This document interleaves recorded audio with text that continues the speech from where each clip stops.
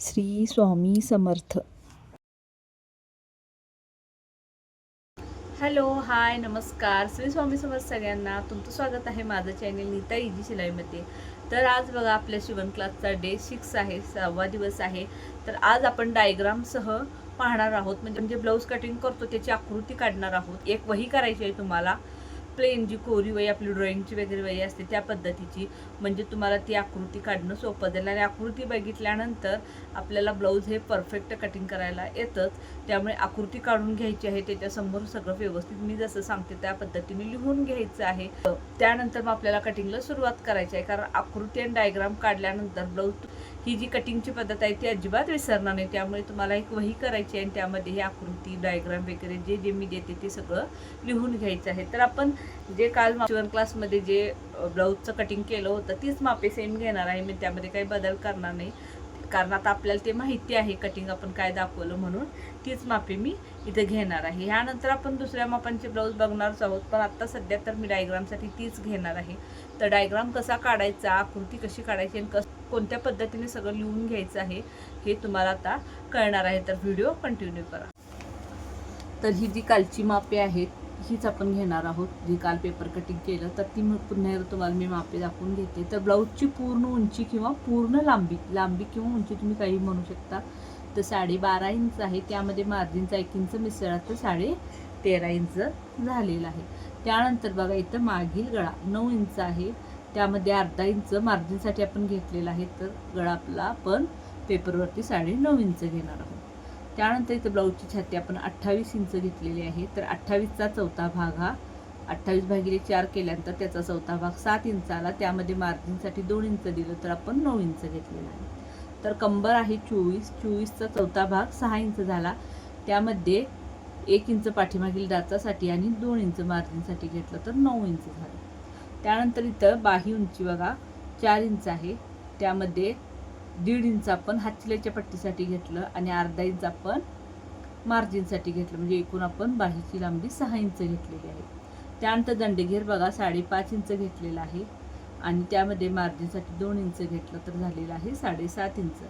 तर पुढील गळा 5.25 इंच आहे, त्यामध्ये मार्जिनसाठी 1 इंच घेतला तर 6.25 इंच झालेला आहे. तर शोल्डर बघा इथं आपण 2.5 इंच जी शोल्डरची पट्टी आहे, म्हणजे ही बघा इथून इथंपर्यंत ही जी शोल्डरची पट्टी आहे ती घेतलेली आहे, त्यामध्ये 2 इंच आपण गळारुंदी घेतलेली आहे आणि अर्धा इंच मार्जिन, म्हणून एकूण झालं आपलं 5 इंच. आणि कोटरी आपण 4.5 इंच घेतलेली आहे आणि क्रॉसपट्टी आहे 3 इंच.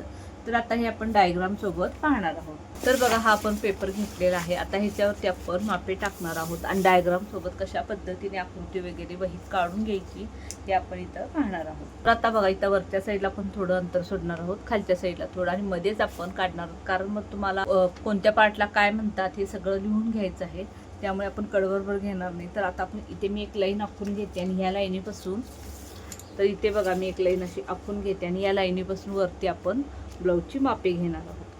पहिली लाईन मी ह्या साईडला आखून घेते, म्हणजे इकडे देखील आपल्याला मापे टाकायचे आहेत किंवा लिहायचं आहे त्याच्यासाठी.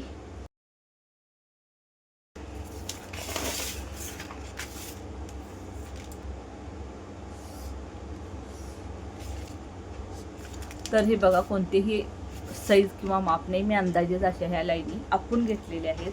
आता इथून बघा आपल्याला ब्लाऊजची उंची घ्यायची आहे. तर ब्लाऊजची पूर्ण उंची किंवा लांबी म्हणा तर 12.5 इंच आहे, त्यामध्ये मार्जिनसाठी 1 इंच मिसळलं तर झालं आपलं 13.5 इंच. तर इथं आपलं आलेलं आहे 13.5 इंच. तर ही आता आपण पहिला इथं शोल्डर घेणार आहोत, त्याआधी ही जी ब्लाऊजची उंची आहे ती घेऊया. तर बघा इथून ही आहे ब्लाऊजची आपल्या पूर्ण उंची 12.5 अधिक 1 बरोबर 13.5, म्हणजे 13.5 इंच ब्लाऊजची आपली ही पूर्ण उंची आहे. त्यानंतर आता आपण इथे घेणार आहोत शोल्डर. तर ब्लाऊजचं शोल्डर आहे आपल्या 5 इंच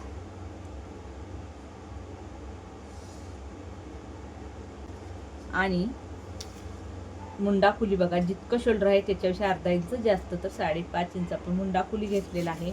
आणि इथून इथे देखील 5 इंच आहे का ते पाहून घ्यायचं आणि मग ही आपल्याला अशी लाईन आखून घ्यायची आहे.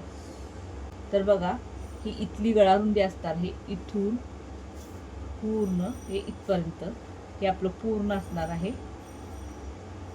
शोल्डर. तर ह्याला म्हणायचं आहे आपण शोल्डर. तर शोल्डर आपलं किती आहे, पूर्ण शोल्डर आपलं हे 5 इंच आहे. आणि इथून इथपर्यंत ही आहे आपली मुंड्याची लाईन. तर पहिला आपण छातीचं माप घेऊया, त्यानंतर लिहून घेऊया म्हणजे आपल्याला लिहायला सोपं जाईल.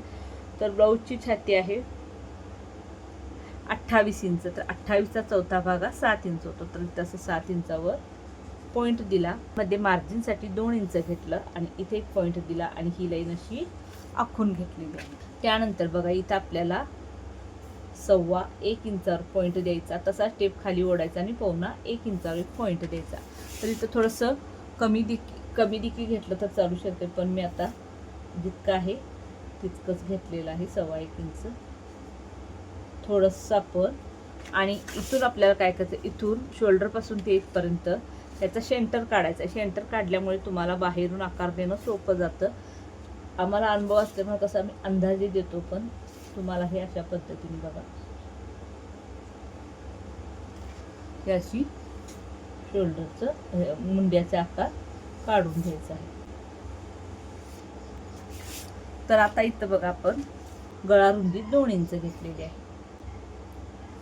तर इथे लिहून घेऊया आपण 2 इंच. आणि हा जो मुंडा आहे इथपर्यंत, इथून इथपर्यंत मुंडा 5.5 इंच किंवा 5.5 अशा पद्धतीने तुम्ही लिहून घेऊ शकता. आणि हा जो आपला आहे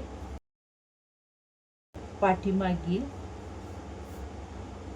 मुंडा, हे पहिला पाठीमागील भागाचं मार्किंग करत आहोत. त्यामुळे हा जो मुंडा आहे पुढे हे इथं काढण्याचं काही कारण नाही आहे, कारण पुढच्या ह्याच्यामध्ये हे तुम्हाला मुंडा दाखवणार आहे. पण मी इथं काढण्याचं तुम्हाला का दाखवलं आहे, कारण जेव्हा आपण मुंड्याचा आकार देतो तेव्हा दोन्ही आकार सेम कसे द्यायचे किंवा तुम्हाला कशा पद्धतीने सोपे पडले ह्यासाठी मी दोन्ही काढले. कारण लगेच तुम्हाला 1.25 इंचावर पॉईंट दिला की टेप तसाच खाली ओढायचा आहे आणि 1.25 इंचावर पुन्हा पॉईंट द्यायचा आहे.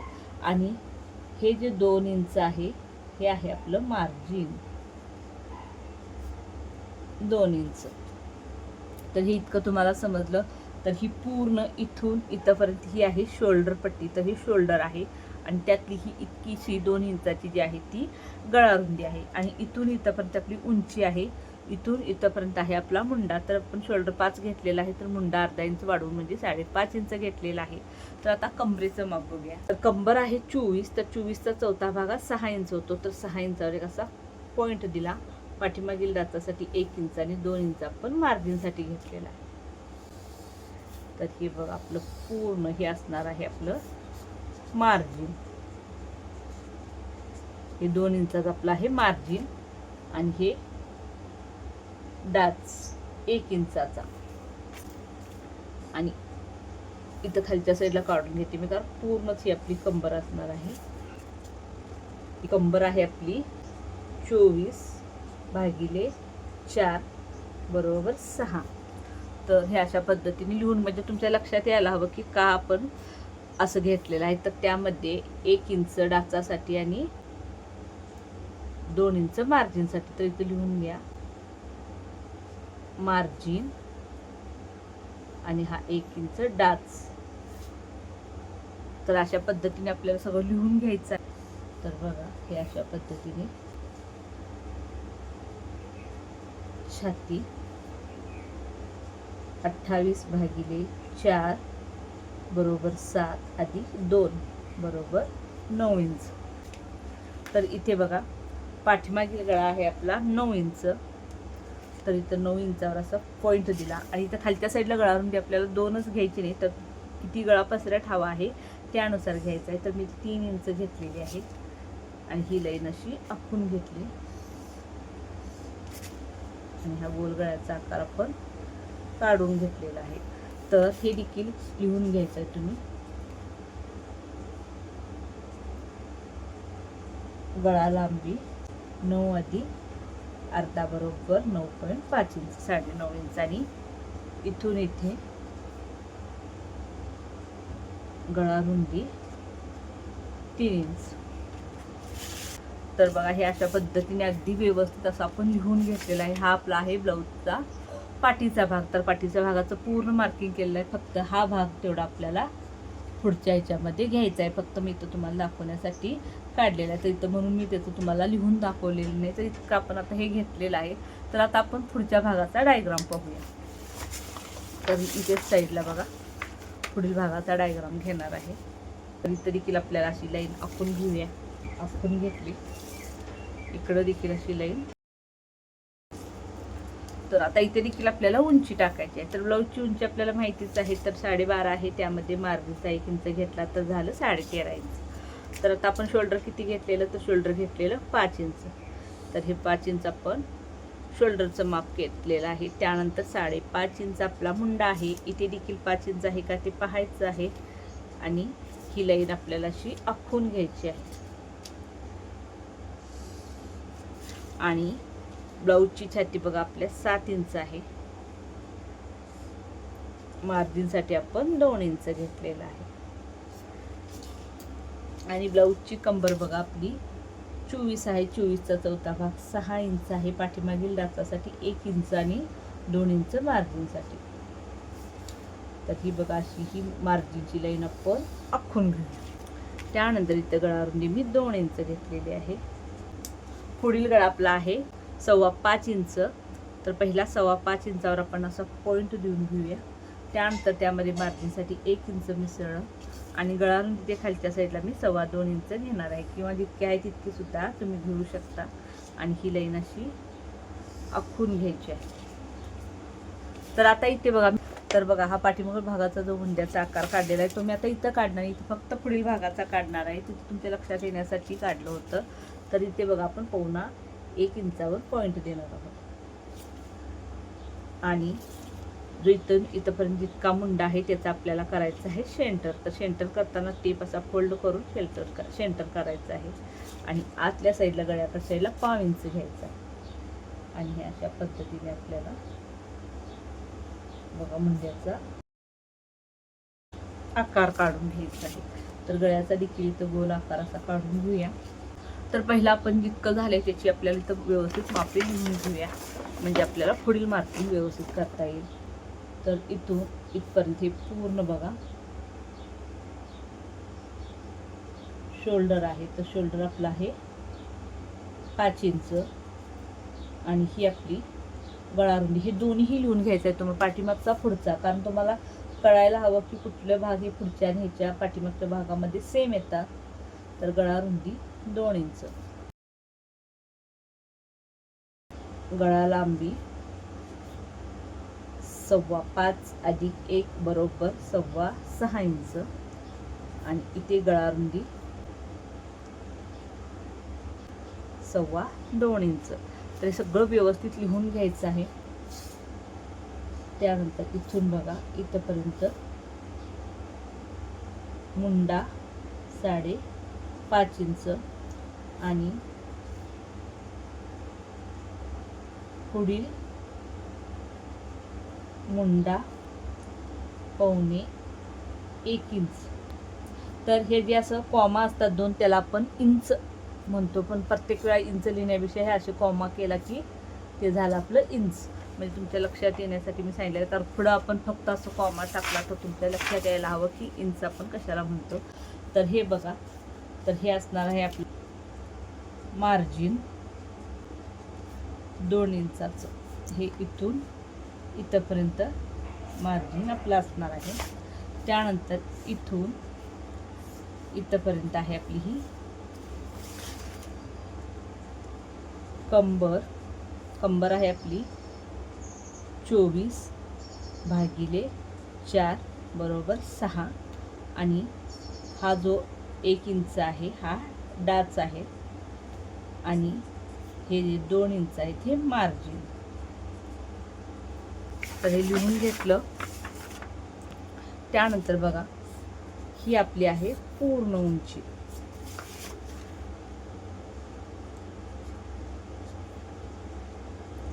पूर्ण उंची किंवा ब्लाऊजची पूर्ण लांबी. तर पूर्ण उंची आहे 12.5 अधिक 1 बरोबर 13.5 इंच आपण घेतलेली आहे.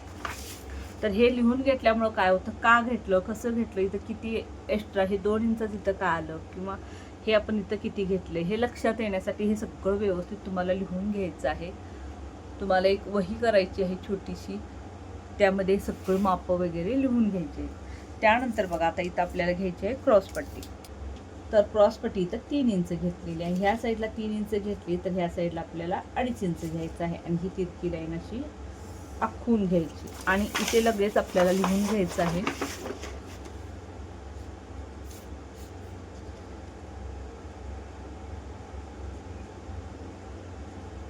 क्रॉस पट्टी.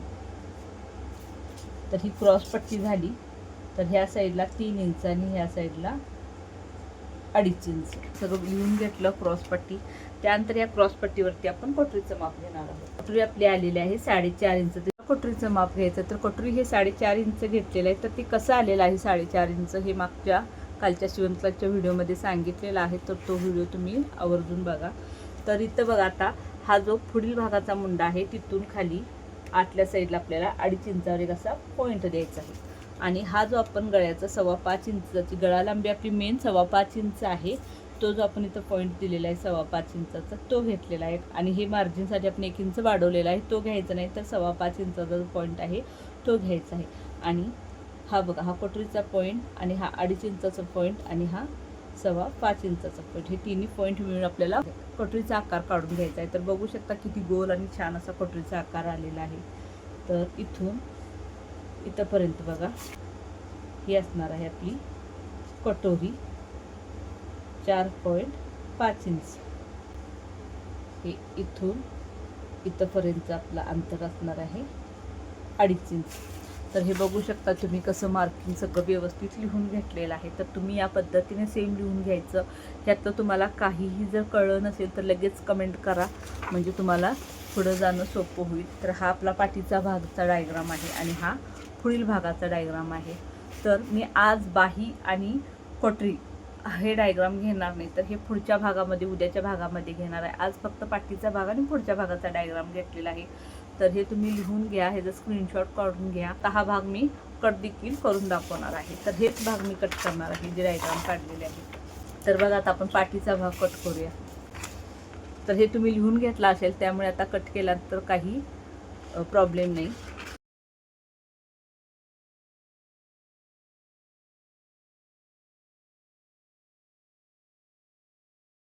आपला पाठीचा भाग तयार झालेला आहे. तर आता पुढील भाग देखील कट करून घेऊया. तर उद्याचा शिवणक्लासचा भाग पाहायला अजिबात विसरू नका, कारण सगळे प्रॉब्लेम जे येतात ते कटोरीमध्ये येतात. कटोरी वाढवताना किंवा कटोरी कशी वाढवायची हे अनेक जणांना माहीत नाही. फक्त वाढवायला सांगतात पण कशी पण वाढवायची, त्यामुळे कटोरी मोठी होते, ब्लाऊज बसत नाही, छोटी होते किंवा इथं कटोरी चपटी होते. सगळे प्रॉब्लेम उद्याच्या व्हिडिओमध्ये तुम्हाला कळणार आहे. तर उद्याचा शिवणक्लासचा भाग पाहायला अजिबात विसरायचं नाही. तर हे आता आपण कट करून घेऊया.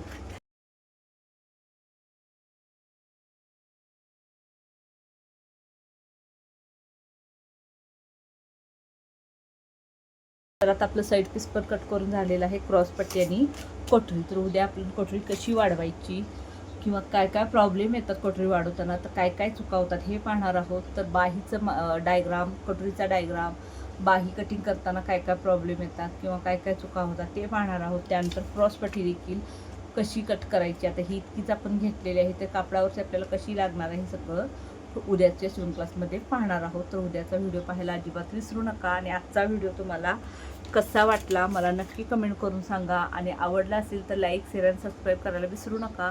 तसेच हाईप पॉईंटवर देखील नक्की क्लिक करा.